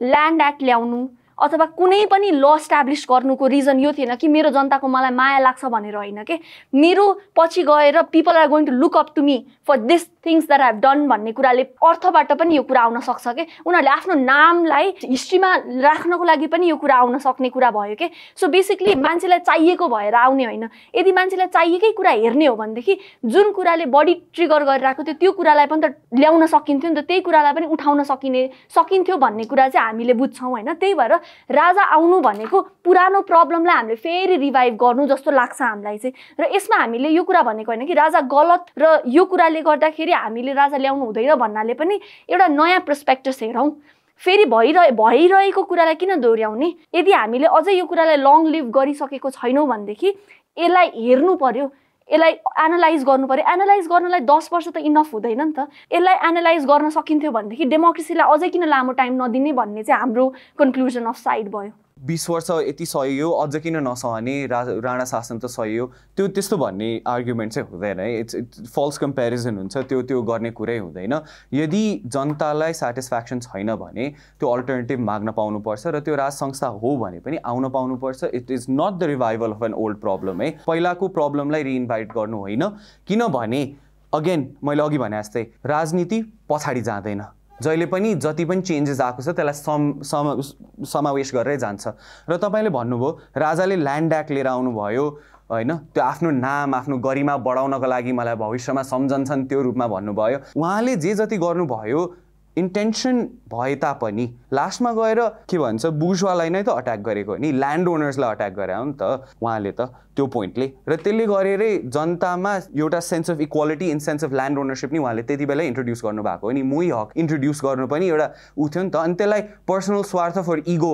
भनेर गर्न मिल्दैन कि त्यो एकदमै रिडक्टिभ हुन्छ र त्यो राज संस्थातिर दर्शित गर्दाखेरि हो राजाले लिएर आएको हो तर त्यो देशको हितमा पनि थियो नि त र त्यो धेरैवटा कुरामा चाहिँ स्पष्ट गरिएको छ र रहन्छ र त्यसैले पनि राज संस्था एज एन इन्स्टिट्युसन चाहिँ एब्सोल्युट नेसेसिटी नभए तापनि अहिलेको पोलिटिकल कन्टेक्स्टमा learning from our history from our political nature र अहिलेको political state it is a good alternative that we can adopt भन्ने हो so learning from the history as you guys said what lacks is गणतन्त्रमा पनि lack गरेको भनेको proper leadership हो जब 2072मा संविधान रामवरण यादवले यसरी समातेर देखाउनु भयो त्यति बेलामा सबै जनतामा म लगायत सबै जनतामा के एउटा विचार गयो भने म पनि एक दिन त्यहाँ पुग्न सक्छु head of state head of government म पनि हुन सक्छु के त्यही इन्सपिरेसन हाम्रो राजाले हामीलाई दिन सक्छन् होला त कि हेरिडिटी बेसिसको हेड अफ स्टेटले हामीलाई त्यो इन्सपिरेसन दिन सक्छन् होला त नम्बर 1 नम्बर 2 राजा वीरेन्द्र राजा महेन्द्र तथा सबै राजाहरूको सबै कन्ट्रिब्युसनलाई मैले कतैबाट पनि इन्भ्यालिडेट गर्न खोजेको होइन तर आजको दिनमा आएर संसार यति परिवर्तन भइसक्दा मेरिटोक्रेसीबाट चल्नुपर्छ हामी हेरिडिटी होइन if head of state form चाहिएको हो भने पनि मेरिटोक्रेसी बेसिसबाट ल्याउँ ज्ञानेन्द्र सरकारले जब उहाँले जति बेला पनि उहाँले पब्लिक अपियरेन्स गर्नुहुन्छ अथवा आह्वान गर्नुहुन्छ उहाँले के भन्नुहुन्छ मेरो पुर्खाले आर्जिएको देश त्यही भएर मलाई गद्दामा बस्न देऊ उहाँको पोइन्ट त्यो तर पोलिटिसियन्सहरूले के भन्छन् मेरो यति सिप छ मेरो यति सिप छ यति गर्न सक्छु जनताको लागि यो गर्न सक्छु अथवा यो निर्वाचनमा त पहिलोचोटि अर्थतन्त्रको कुरा निस्केको अर्थतन्त्रको लागि म यति गर्न सक्छु विकासको लागि यति गर्न सक्छु र मेरो भनाइ आज केवल यति हो कि मेरो बुवा मेरो हजुरबुवाको जेनेरेसन यही सिस्टमको डिबेटमा बित्यो आज जब यो सिस्टमले फर्स्ट टाइम एउटा लाइन लिँदैछ अर्थतन्त्र डेभलप गर्नेतिर जाँदैछ why don't we work this system out as you said the alternative to democracy is better democracy and the better democracy is within the system of republic and not monarchy. That is it. म चाहिँ यति मात्र भन्न चाहन्छु कि नेपालको नयाँ राजनैतिक प्रणाली भनेको चाहिँ भूतकालको आधारमा भन्दा पनि अब यो भविष्यमा के राम्रो हुन्छ र हुनुपर्छ भन्ने अगाडि बढ्नुपर्छ। भूतकालले हाम्रो भविष्य निर्धारण चाहिँ गर्न सक्दैन। समाज भनेको चाहिँ परिवर्तनशील हुन्छ र समाजमा परिवर्तन आवश्यक भएकाले समाजकै आवश्यकता अनुसार परिवर्तन गर्नुपर्छ भन्दै समाजले जे चाहन्छ त्यही नै हुनुपर्छ भन्दै म मेरो भनाइ यति नै टुङ्ग्याउन चाहन्छु। मेरो धारणामा चाहिँ राज संस्था वा हुन्छ नि राष्ट्रपतिको पदको डिस्कसन हुँदाखेरि अब शिक्षित अशिक्षित वर्गको सपोर्ट यताउति भन्ने नेपाली लिट्रेसीमा मात्र जाने भन्दा पनि यसले के निर्वाह गर्छ भन्ने सेन्समा चाहिँ यसलाई ग्रहण गर्नुपर्ने जस्तो लाग्छ होइन। अब हामीले बेटर डेमोक्रेसी भन्दाखेरि यदि अब त्यो पोलिटिकल पार्टिजहरूलाई लाइनमा राख्ने एउटा इफेक्टिभ ग्यारेन्टी एउटा हेड अफ स्टेटको रूपमा खोजिरहेको हो भने चाहिँ राष्ट्रपति भन्दा बढी राज संस्था देख्छु मैले अझ पनि। उहाँहरूले नदेख्नु होला, कुनै दिन अझ यो डिबेट अझ फ्रुटफुल होला होइन, क्ल्यास वर कन्भर्ट हो, यु नेभर नो। तर त्यही भन्दाखेरि चाहिँ अझ बढी पोसिबिलिटिज हेर्ने भने एउटा अल्टरनेटिभ हो किन एक्सेप्ट गर्ने, in the sense that again पछाडि जाने होइन र संवैधानिक राज संस्थाले यदि त्यो निर्वाह गर्न सक्छ र त्यो जनताको हितको लागि हुन्छ भने किन ग्रहण नगर्ने। राष्ट्रपति नै आएर र वा राष्ट्रपतिकै ठाउँमा राजा भएर कसैलाई पनि डिरेक्ट इफेक्ट त हुने होइन नि त, किनभने प्रधानमन्त्रीको प्रणाली त अझ पनि त्यही नै छ जुन पहिला थियो र त्यसले कति खालको इन्स्टेबिलिटी निम्त्याएको छ त्यो पनि हामीले देखेका छौँ झन् अहिलेको परिस्थितिमा। सो त्यसले गर्दाखेरि चाहिँ राज संस्था अहिलेको लागि एउटा अपरिहार्य व्यवस्था हो र त्यो चाहिन्छ र त्यो नेपालीहरूले अब त्यो चाहे भने ग्रहण पनि गर्लान् होइन, अझ डिस्कोर्सकै कुरा हो। तर गर्ने हो भने चाहिँ अझ I see it as a valid political alternative to अहिलेको प्रेसिडेन्ट र अहिलेको system in the sense of the stability that it can guarantee.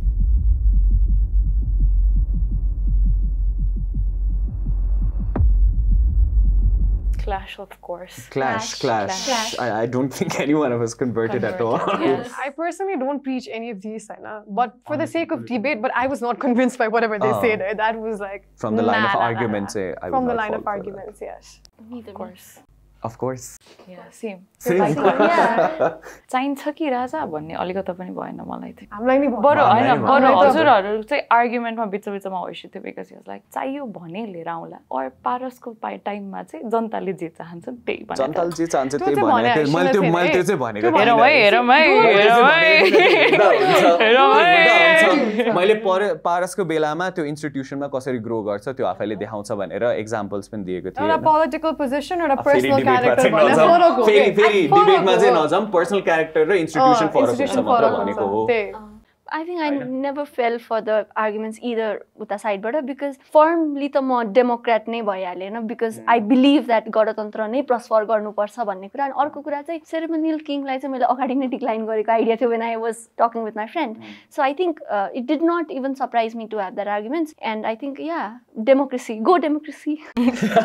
अब मेरो लागि चाहिँ त्यही थियो।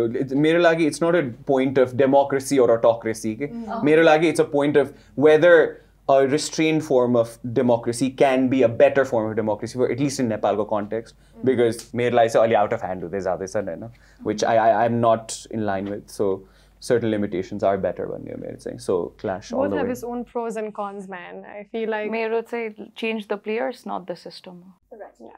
And I also agree with better democracy than pura democracy नै बदल्नु पर्छ। You better democracy. Okay guys, thank you for watching our video, and this is our first video in Clash or Convert in the channel you have. Please give more suggestions about what more debates and topics we should do in your comments. Do support us as well. I hope you enjoyed. Like, subscribe, comment. Yeah, promote it. Follow you on Instagram. Follow us as well. Bye. See ya.